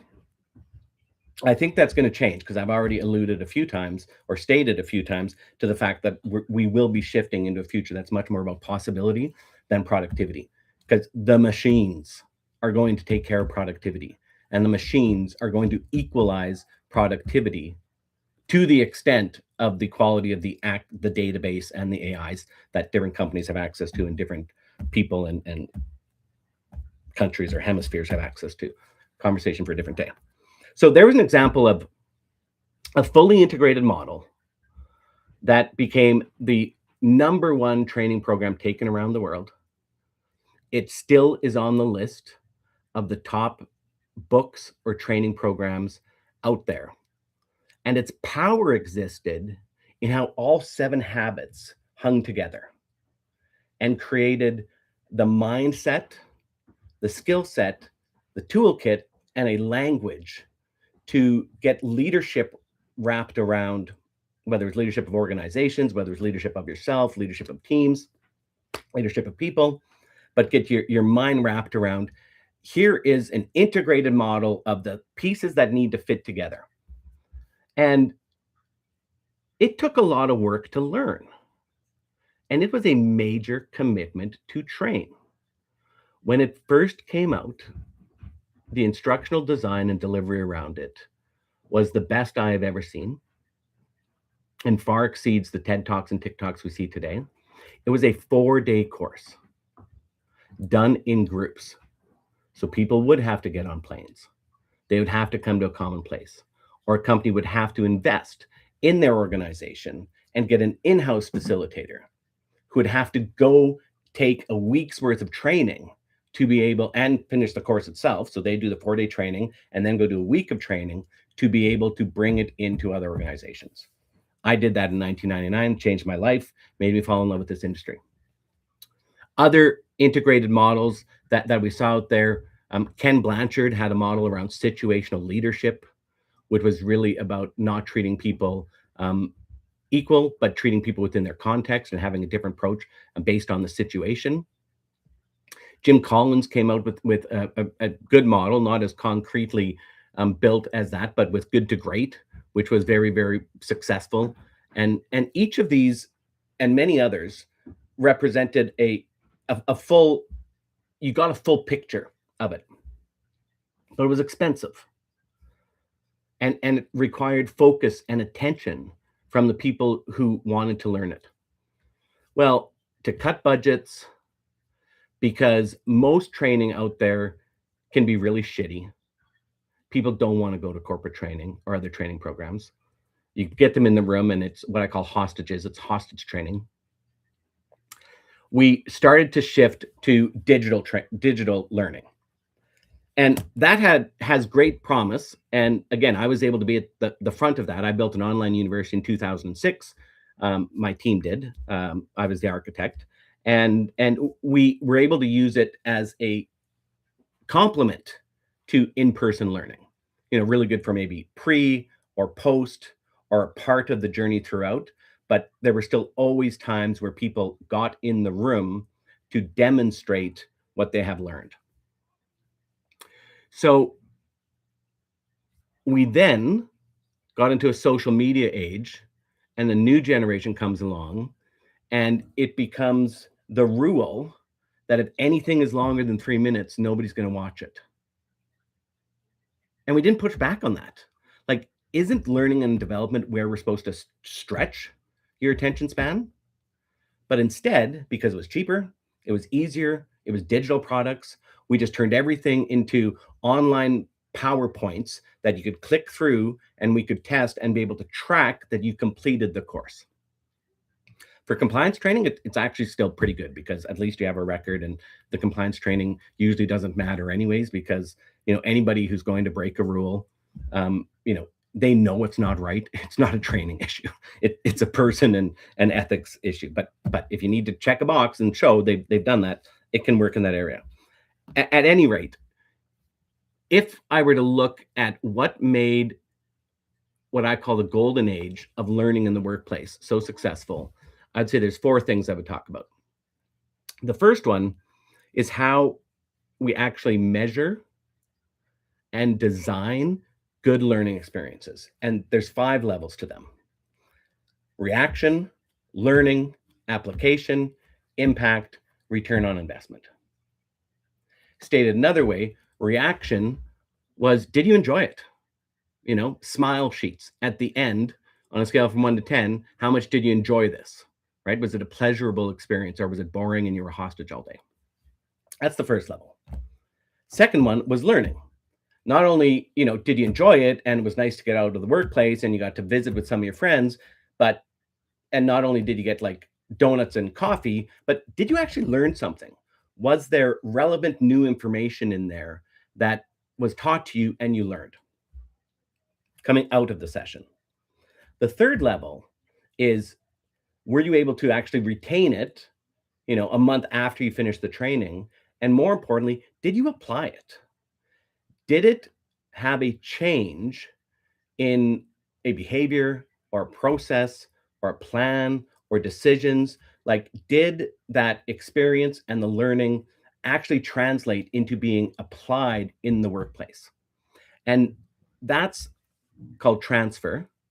And that's the number one place where good learning programs fail, is the person who took the course has not committed to actually applying it back in the workplace. And so 3 or 4 weeks later, they're back to their old methods, and the whole experience was nothing. I think we could have, the first 3 is all we really need, in my opinion. But to go further and even greater, the 4th level was, did it have an impact? An impact measured by, did we become more successful by what we learned and what we did differently? Did our customer satisfaction go up? Did our accidents go down? Did less people leave the organization? What did our engagement scores go up? Like, whatever the impact we were trying to have, did it actually have? And then the 5th one, which I think is a ruse and impossible to measure, is return on investment. Meaning, if that program cost us $1 million to roll it across the organization, show me the return on investment that we had for that. And it's far too complex to move past impact to return on investment. And at the core of it, there's always an assumption. And the good CEOs knew that all they could see was, okay, I could see a blurry connection between, we did the service training program and our service scores went up. But then anybody who tried to say, okay, and here's the impact it had on revenue, and here's the impact that had on profit, there were always assumptions in there anyways that the CEO would just pick apart. So CEOs and CFOs, chief finance officers, I think often used return on investment as the way to say, I don't want your shitty training. If CEOs could see powerful training that was relevant and aligned to where the organization needs to go, and they could see the impact, they wouldn't have asked for ROI. The second one that we saw back in this golden age of learning and development, was a focus on mindset. So knowing that in order to apply and make changes that will have an impact, first is the mindset, then the skill set, and then a toolkit. So how are you seeing the problem? And as you see the problem differently, what are the skills you're going to need to use? And then what are the tools at your disposal? So let's take an example of needing to have a difficult conversation with an employee who's demonstrating a bad behavior. This employee is late for work all the time and it's becoming a problem, and you have to have the conversation with it. It's one of the things that new managers really dread and struggle to do. So, the mindset is to teach them some integrated principles and some ideas on how to view that conversation. Another one of the best learning development programs out there from the era of the golden days of learning and development came from a company called DDI, or Development Dimensions International. Very well known, incredibly successful. They do great stuff. Their strongest product was a model that taught leaders how to have these conversations. And they structured it around being able to understand a few mindsets. The first mindset might be the difference between authority and influence, and trying to get leaders to understand that influence is way more powerful than authority. Another one may have been the idea that every conversation you have has practical needs and personal needs. So, meaning we have to come to an outcome in agreement and things need to change, but we need to do that in a way that maintains or enhances our relationship, builds trust, and other emotional factors that address our personal needs. People feel safe, et cetera, et cetera. And then they took that and created around, what they would have called their interaction guidelines, which were open, clarify, develop, agree, and close. So there was the model that people could follow, and then principles that fit around it. So the example there is there were some key mindsets and a map that you needed to follow. The skill set came because the training was done through role plays. And whenever you say role play, people dread it. Few people, freaks like me, are looking forward to it, but most people are dreading it. But when you have focused the role play and given them a mindset and made it clear that they are practicing a skill set, and you've given them some simple tools, and in this case, let's call the tool a flashcard, right? So you have a mindset of how you can look at these conversations differently, right? It's going to be not about influence. It's going to be about authority. You're going to take care of personal needs and practical needs. Here's the integrated model and mindset you need to have. You're going to practice the skills through role plays, and here's a flashcard. You have your toolkit. And you put 75% of the focus on the mindset and just the 25% on the others. People really look forward to that learning. And I have never conducted that class, and I've done it with, again, thousands. Yeah, no, I would be over 1,000 on this one too. Where even the person who dreaded it the most didn't learn the most from it. Because this gets me to point number 3, is learning is done best as a playful social experience. Andrew Huberman is somebody a lot of people know. He's a Stanford psychologist, ophthalmologist, but ended up in psychology and how the brain works, neuroscientist. And he's a great believer in play, and he's brought a lot of experts on there in play. And we learn best by play. When our brains were forming as young people, it was all through play. My wife is a speech language therapist, and the whole point of therapy for young children is play. When we play, our brains are able to get into a place where so much pressure is off. We open up the kind of contingent thinking, or we're willing to look at things differently, and it puts us in an entirely different state where we can remember that. And then when we do it with others, it's also reinforced. So knowing that the key to training was that you had to experience it, learn it, and then go apply it. And knowing that you had to take a mindset and then demonstrate the skills by playing with it with other people in the room. We took all of that away and put it online. And I have witnessed an erosion in the quality of leadership over the last 15 years for those people who maybe haven't had the opportunity to get that much more robust model of how we used to do learning and development inside organizations.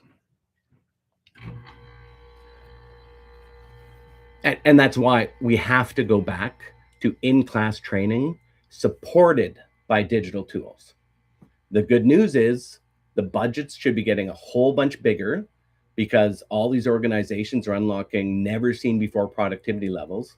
They better be from this AI. We have all kinds of free time now. And if we are eliminating jobs, well, every organization wants to be doing upskilling. Well, that upskilling needs to have a huge component that's back in the classroom. So we need to go back to high quality in-person experiences supported by TED Talks and TikToks, not using TED Talks and TikToks as a substitute for those in-person experiences. I think it's exciting, and it's a huge part around what we're building here and the programs that we currently offer. And all that leads to understanding that training is not complete, or it has been wasted, until the individual can do it independently and to standard. And you have seen them do it. And you know they can do it when they've left the training. If they choose not to, that's a will issue, not a skill issue. But the environments that we're creating with all this digital learning, which again, I was an early adopter. I've designed lots of it. I'm not anti-tech. I'm not anti-e-learning. I just make the argument in A. Oppenheimer that we are overstimulated. STEM being science, technology, engineering, math, meaning we have the pendulum has swung far too far to the digital side. And this is the perfect time for us to bring it back to learning and lifelong learning. When the world is changing as rapidly as it will for the next 10 years, we have to be able to have high quality learning that makes an impact fast. Doesn't mean we have to train fast. We have to train well. In fact, one of the things I learned from Stephen Covey's 7 Habits of Highly Effective People, is in many cases, fast is slow.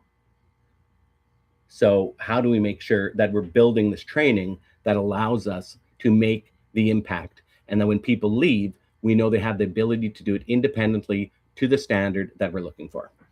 So that's where I think we need to go to get back to actually being able to develop skills. And in the absence of that, what I've observed is the things that are most popular right now, and the things that I hear quoted the most. I consume a ton of information in this field, be it through books, podcasts, videos, training programs, whatever it is. There's a few topics that have come from kind of near celebrity trainers. And it usually starts around a single piece of those bigger, broader models, right? So it might be around vulnerability, or it might be about a growth mindset, or it might be about the why, or it might be, about a number of things that are all really, really important. And the individuals that are promoting that are doing an amazing job of it. But it doesn't seem to be as obvious to implement in workplaces and it doesn't seem to be something that people can hang around a broader context of how that particular thing fits in.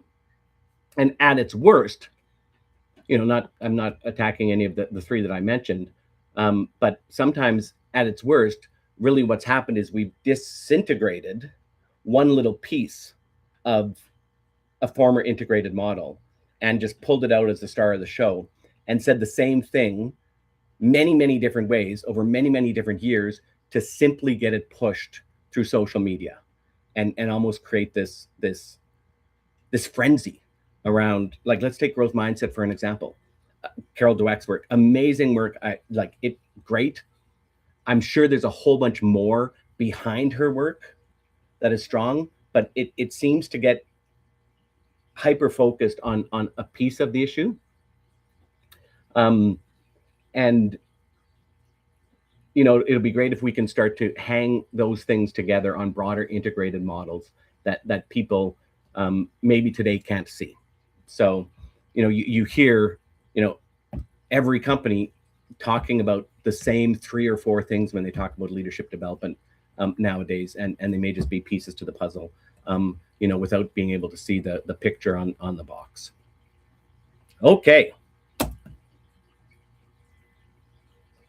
Here is the ultimate question. So those were the 5 confronting questions. Who weaponized woke? Are there arms dealers in the war for talent? Am I a one-eyed recruiter in the kingdom of the blind? Is S.M.A.R.T dumb? And what if TED Talks and TikToks aren't enough? My ultimate question that I asked was, is HR perverted? It's a fun question. And if HR is perverted, how perverted is HR? And the reason I asked this question is it gets to our purpose, right? HRMAGEDDON is about 3 huge crises: the replication crisis, the identity crisis, and an existential crisis, 5 confronting questions that I just listed, and a new purpose for human resources. To know that we need that, and I thought about HR dark sides, right, is how all this thinking came. And where my HR dark sides came from was philosophy, and attributed to the yin yang symbol, which Alan Watts, my hero, if you could have dinner with a dead person, who would you choose? Alan Watts for me. He was chief hippie guru, minister who studied Eastern philosophies and religions in the 60s, brought him back to Berkeley and led kind of the last enlightenment. Amazing guy. Many of you would know about him. He passed in 1973. He helped me see that the yin yang symbol is much more than a great tattoo and kick-ass skateboard symbol. It's kind of how the universe works. And as the universe works, people work. And he described yin yang as an obverse pattern. And that got planted in my brain. And I thought, what does that like? What do we mean by an obverse pattern? It's not inverse, it's not opposite, it's not reverse. It's like, what do we mean by an obverse pattern? And after thinking about that for a very long time, I've been able to simplify it to what we would call a complementary reversal. So where it comes from, and the roots of language are being eroded, and one of the ways for us to become more human and to unlock our human advantage of human insight, flow state, and hospitality is to understand our roots of meaning. A mentor that I had, a reverse mentor, a young lady, introduced me to the concept that words are magic. That's why they spell. And it highlights when we use words, they're only as powerful to explore ideas if we know what we're talking about. So I wanted to go back to the root of this word obverse. And it stems from the word vertere, which is Latin for turn. So I then want to think about all the different turns that happen. And if you remember, I'm a big proponent of the work and the book called The Fourth Turning is Here, which describes the once in a 100-year, driven by crisis, 4 cycles we will go through, 4 different turns, and we're in this fourth turning, which is all about crisis. Well, it's clear that in human resources and talent and human development, we got to turn. We got to make some turns. So what are the ways we can turn? So there's reverse, which means turn back. There's converse, which means turn together. There's inverse, which means turn inside out. There's diverse, which means turn different. There's transverse, which means turn across. There's subverse, which means turn from underneath. And there's perverse, which means to turn thoroughly. Think of it as perforated. Think of it as something that has turned on itself and perforated itself. It has turned thoroughly. The last one, universe, means to turn into one whole. So my answer to the question is HR is perverted, and HR is very perverted. We have turned from supporting humans at work to managing humans as a resource for the company. We used to be governed by the service profit chain, right? Which meant the better we treat our employees, the better they'll treat our customers. And the better we treat our customers, the better our shareholders and owners will be treated. Then our job was, let's develop the employees in the workplace to be bigger, better, grow, earn more money, unlock abundance, keep wages up with productivity and inflation, and not having these huge gaps where productivity and inflation have way outpaced wages. Maintain our learning and development programs, continue to develop great cultures, continue to give great leaders and great managers, allow people to be themselves in the workplace, like a million ways we could support humans at work. And in my 20 strangers methodology of asking over 200 people over a couple of years about human resources, the number one thing they said is, I don't feel they're about me, they're about the company. It makes me feel like a resource. So I really see that as being perverted. We have turned and perforated ourselves, destroyed ourselves. And that's why people hate HR. That's why Harvard Business Review has cover stories like, let's blow up HR for good.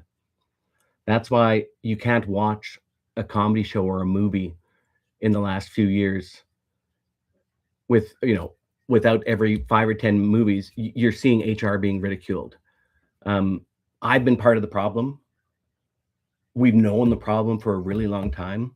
We need to make some really, really big turns if we're going to be able to develop humans quickly, better, so they're going to be able to navigate this world of artificial intelligence and an incredible change, right? Not just artificial intelligence, but the political, economic borders, reality is under attack. Like, we don't know what's real, what's not real.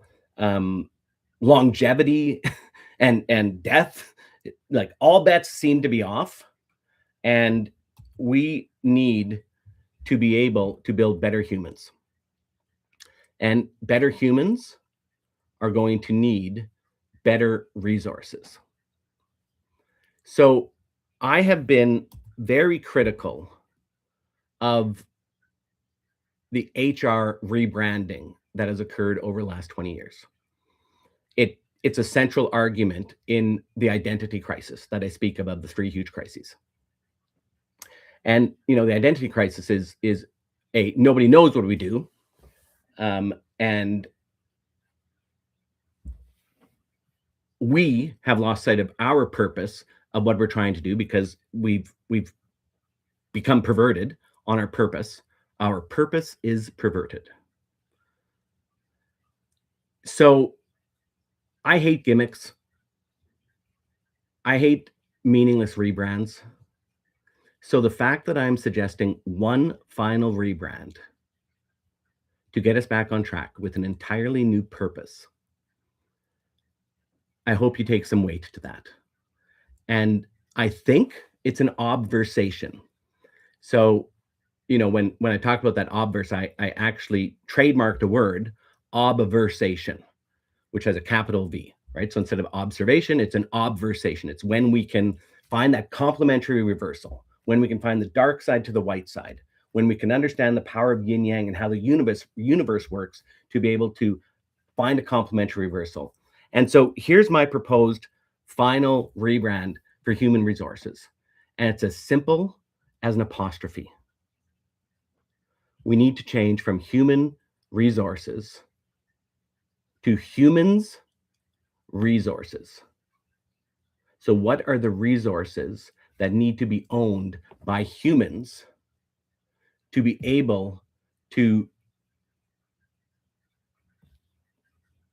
it may not be overstating it, to save humans at work, to be able to enlighten and unlock, recover the erosion and damage that we have had of the human experience in the last 15, 20 years, and get us back to a point where we're going to be able to access these possibilities and potential abundance. So whether it's metaphorical or an actual thing, I don't care. I think it's right on the nose of what I'm trying to describe, that we can unpervert it by hopefully looking at the obverse, which becomes the complementary reversal. And instead of humans being a resource for the company, let's talk about HR being the person who brings resources to humans. Many experts believe, actually, I'll do my final slide here. So if you've hung around for the extended time, thank you. I wanted to get the whole story out today because it's the first time I've spoken it and presented it. So specifically, nice concept. Is it a gimmick? I don't think so. So specifically, what would I propose the new purpose of human resources to be? I have stated that I believe 50 to 75% of the tasks and jobs in human resources will no longer exist in 3 to 5 years. So then what would the new purpose and function look like? 3 things. First one, advocate for resources. That's pretty obvious. Develop human advantages. So let's not look at how humans should use AI to be more productive, generate more profits, gather more data. Let's look at how humans can unlock their humanness through our human advantages to be able to ask better questions, have bigger imaginations, seek bigger possibilities, unlearn the things that we need to unlearn. And then our third one, and you can think of this as tryouts and allowing people to go play and find the places where their talents fit the most, find the places where they're needed, is expose talent to possibilities. I haven't yet. There might be other things that fit in this new mandate of this new purpose, but I think it's all about advocating for them, developing our humanity, and then providing environments to expose talent possibilities in an experimental way. Like, actually, maybe instead of expose, I should say experiment with talent and possibilities. Yeah, I like that. I think that's more what we need to look at, and the way that the world is heading. We're going to have so many new ways and so much more capability to do that. Somewhere in here sits representation, activism, advocacy. The unions, I can't see how they keep up. I mean, I think they've struggled in their relevance and impact even in the last 50 years, as we shifted from production and heavy industry to knowledge work. I can't even imagine what that looks like going forward. Like, who is advocating for the employees? And I think human resources and brilliant union leaders, I hope they're getting together and talking about, what's a new model that is going to allow us to make this change from human resources to humans resources. Because this isn't a time for incremental change. This isn't a time to use our old systems to solve today's problems or even start to look towards tomorrow's possibilities. The way of thinking and the approaches we need to be entirely different in a world of AI, and particularly at a world moving at this stage. And I'm excited about human resources moving in that direction. And in my work, and if people want to talk, I would love to talk. There are some specifics there about where I have a map that shows kind of the 18 main functions of HR and where should each of them go. What should be retired, what needs to move over to different departments, what should go to AI, what should not, and then what are the things that the new mandate should look like, so we can advocate for resources, develop the human advantages, and expose talent possibilities. In a future live stream, we will get into part 5. It may not be next week because I need to go back and talk about some of the first ones, but the really big picture solution, wild enough that maybe I'm not ready to start talking about it with everybody because you need to get your head wrapped around it, but is recalibrating human resources around that new purpose to unlock the human advantages. And that's what the part titled Advantage Human is all about. And you can see, if you're looking at this visually, behind me, the graphic that I like is looks a bit like a tennis ball. And the seam of the tennis ball is shaped very much like the yin yang symbol. And the white seam, or the intersection between, or the overlap between, the darker side and the lighter side, in there I have the word obversation written.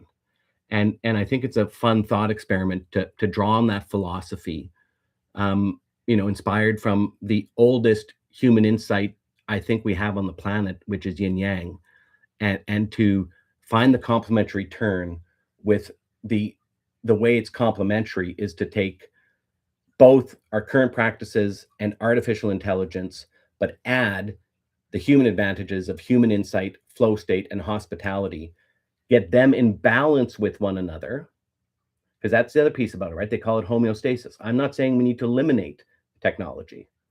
I'm saying it's way out of balance, and the only way we catch up is by accelerating our human advantages so we can keep that in balance. And if we do that, I think we can lock the abundance that some of the best thought leaders think we can and have been able to prove that we can. The heroes in Silicon Valley, not the villains. They can see that if treated right, and we can make big new changes and have completely disruptive models like I hope this becomes, the future could be really bright.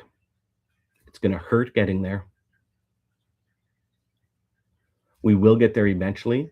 I think our quest is to see how soon we can get there, and how quickly we can get through all the pain and potential tragedy or conflict that it may take as all of these systems break down. It's our human insight, our flow state, and our hospitality that will allow us to rebuild those systems. And while the world is unraveling and falling apart, we know at some point there will be scorched earth, and from that scorched earth, amazing things can grow. And I really think humans are at the center of that, and therefore human resources has a big role to play. Which, in closing, is why I have stopped calling this chapter the Let's Eradicate HR show, comedy show, which is where I was 2 years ago. I actually hosted the Let's Eradicate comedy show at Yuck Yucks a happy hour. And it went terribly bad because I had no solutions. I had no bigger context. I basically had two comedians stand on a stage and berate an audience of human resources people. I was a bit lost at the time. I could see the problem. I was disillusioned, frustrated. We've now been able to figure out where we want to go with that. And I've changed it to HRMAGEDDON, which is the historic and heroic self-sacrifice of human resources to save humanity in the workplace. So I hope that's been entertaining. I hope you have learned something. It'd be fantastic if there was anything that you could apply and maybe change what you're doing starting tomorrow. And I hope it inspires some people to reach out to me and ask me questions, and keep an eye out for the many different programs, ways of working with us at TXC that are coming. We are in our very early stages of launch. It's been 2.5 years building all this content. Over the next 6 months, we will be rolling it out, recruiting clients, recruiting investors, recruiting students. So I'm learning my way around social media. Please, please, please. I'm now understanding why people ask for you to subscribe, like, or share. I am starting to get a little bit of uptake, but it's slow. So whenever you see this, if you do see it, please share it with somebody, either somebody that you think would like it, or even share it if you think it's somebody who would hate it or you want to make fun of it. Just allow these ideas to reach more people so I can get feedback. And more importantly, I hope that there are people smarter than me and further down the path than me thinking similarly. And this just allows me to connect with them so I can stop being a single guy in my basement and start to work with some other really cool thought leaders who have ideas that this could be a part of. So thank you. That's the stream. We will see you on Tuesday.